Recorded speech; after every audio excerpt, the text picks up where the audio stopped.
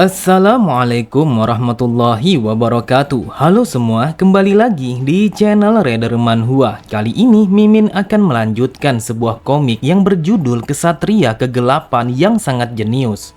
Dan apabila kalian masih bingung dengan alur ceritanya, kalian bisa cek deskripsi atau langsung saja menuju playlist yang ada di halaman channel ini untuk memulainya dari part 1. Tanpa basa-basi lebih jauh, mari kita masuk di part 30.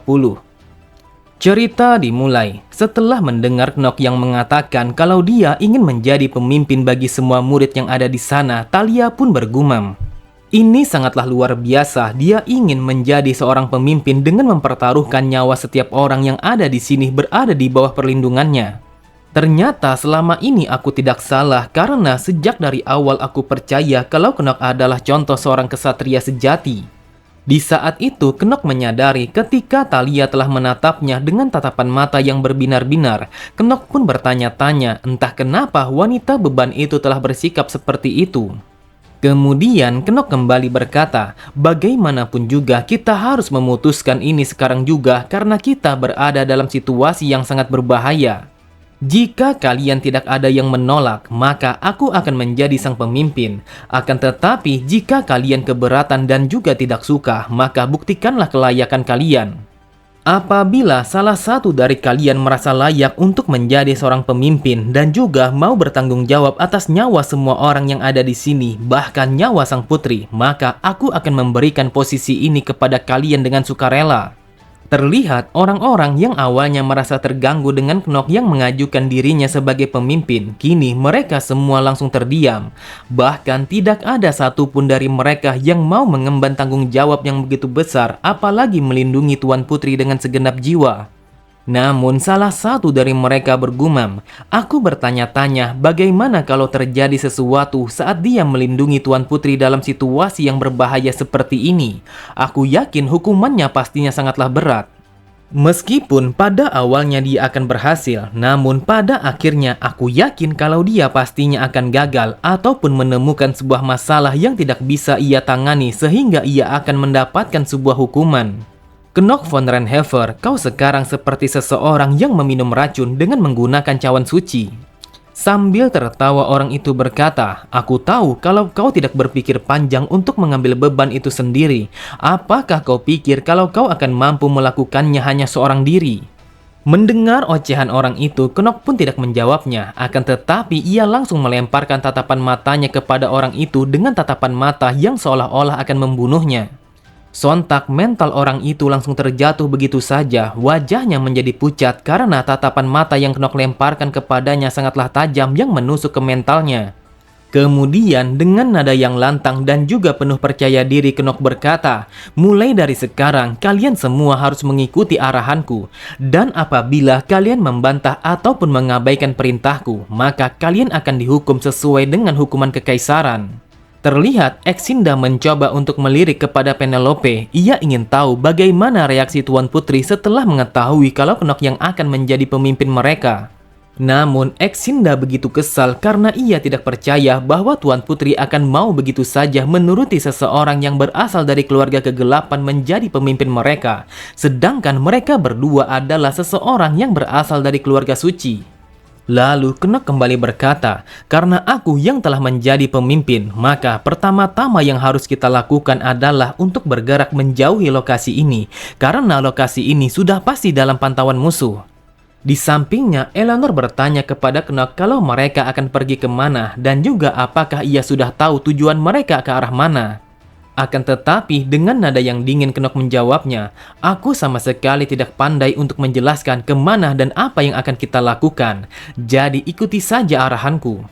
Sambil berjalan memasuki hutan itu, Knock bergumam, jika kalian tahu sudah berapa kali aku memainkan babak kedua dari cerita game ini, maka sudah pasti kalau kalian akan terkejut dan juga tidak akan bisa menerima dengan akal sehat kalian.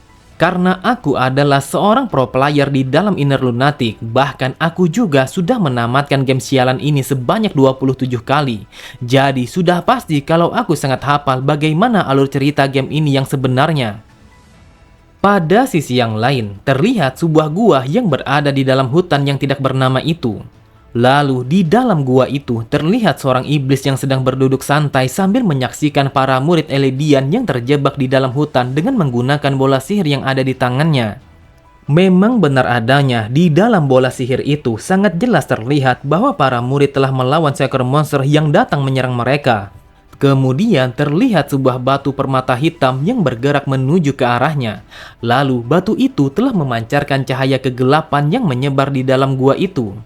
Dan secara perlahan, cahaya kegelapan itu mulai membentuk seekor makhluk yang memiliki banyak mata dan juga menatap kepada lelaki itu. Seekor makhluk yang muncul untuk memberinya kekuatan, makhluk yang memikatnya dengan bisikan tak kasat mata, namun sangat manis untuk memberikan jiwanya. Sebuah wujud dari apa yang dunia sebut sebagai kejahatan murni, entitas serakah yang berdiri di ujung kesadaran manusia dan juga mengawasi mereka. Mereka yang bersumpah setia mutlak kepada sang iblis dan mereka yang sudah menyerah menjadi manusia. Bahkan mereka dengan sukarela menjual jiwa mereka kepada sang iblis. Lalu sang iblis berkata, "Rutgel, aku perintahkan kepadamu untuk menghabisi orang-orang yang berasal dari Eledian itu. Hancurkan semua tunas muda mereka sampai tidak ada satupun yang tersisa. Dengan begitu, bahkan dirimu yang tidak penting ini akan mendapatkan sebagian besar dari kekuatanku."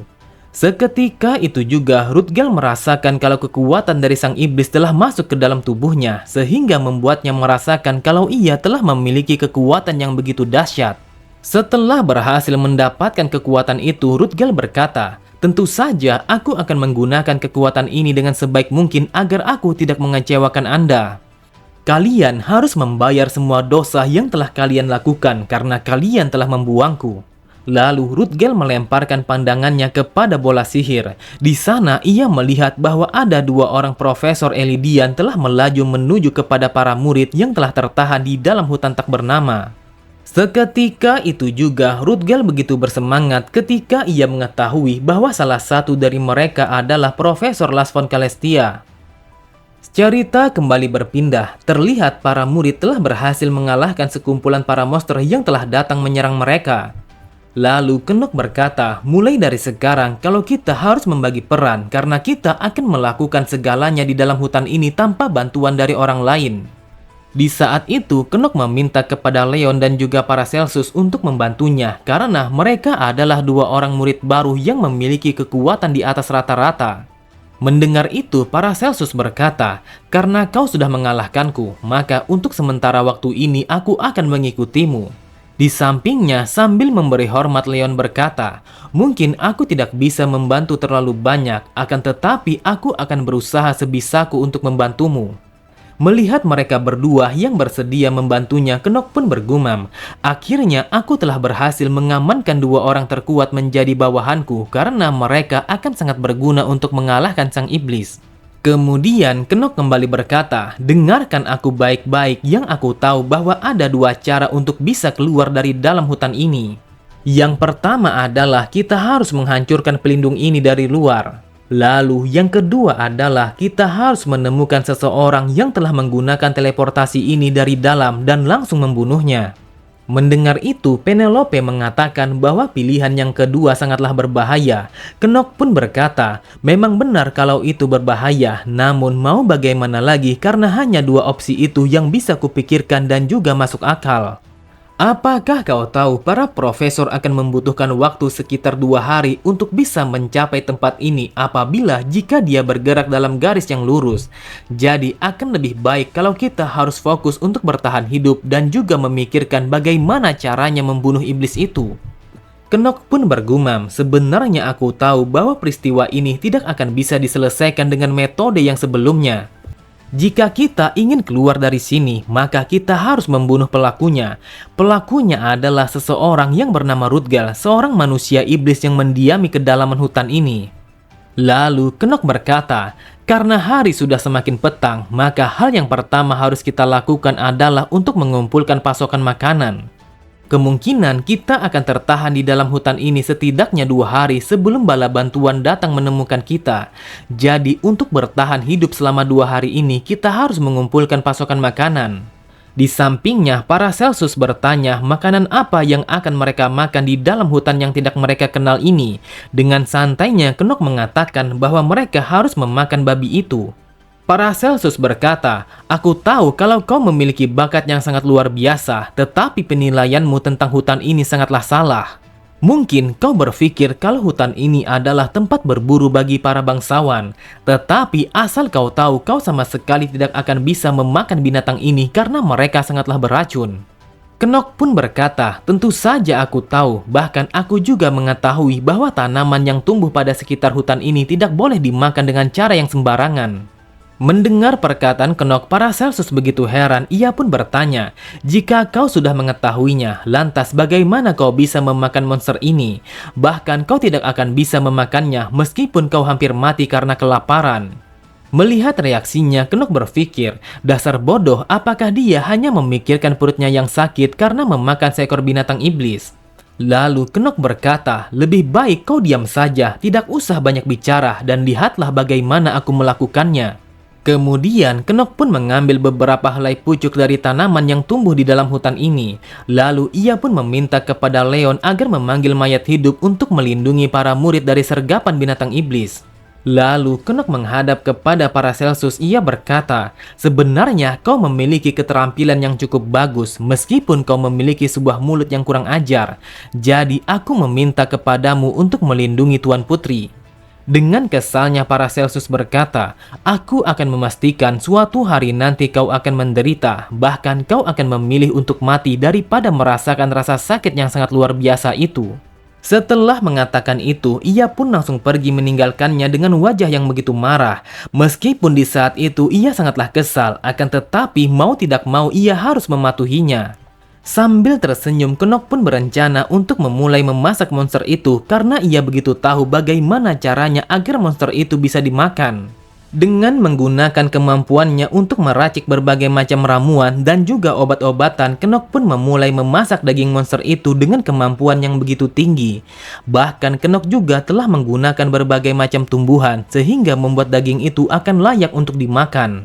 Terlihat semua orang yang ada di sana begitu panik. Mereka bertanya-tanya apakah mungkin daging monster yang berwarna mengerikan itu tidak berbahaya.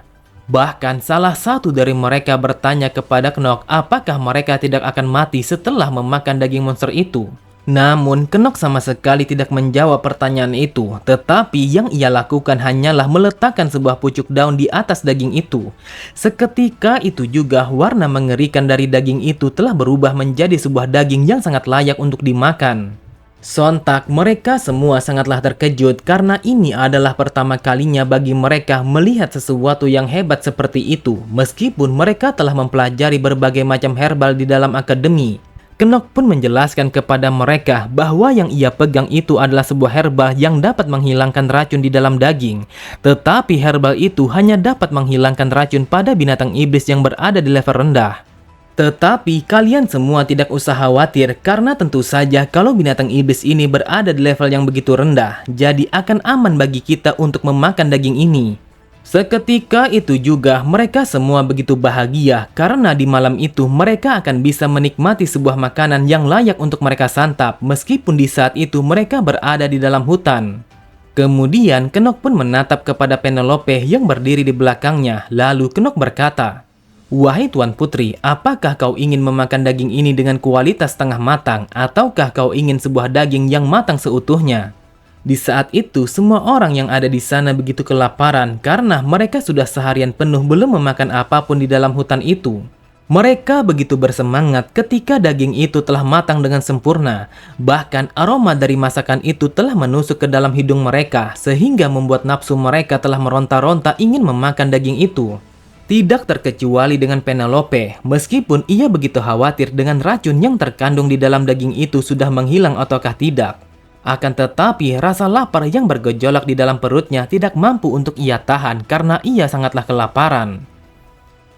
Oke semua, cukup sampai di sini dulu pembahasan alur cerita kita. Sampai jumpa di video selanjutnya. Wassalamualaikum warahmatullahi wabarakatuh.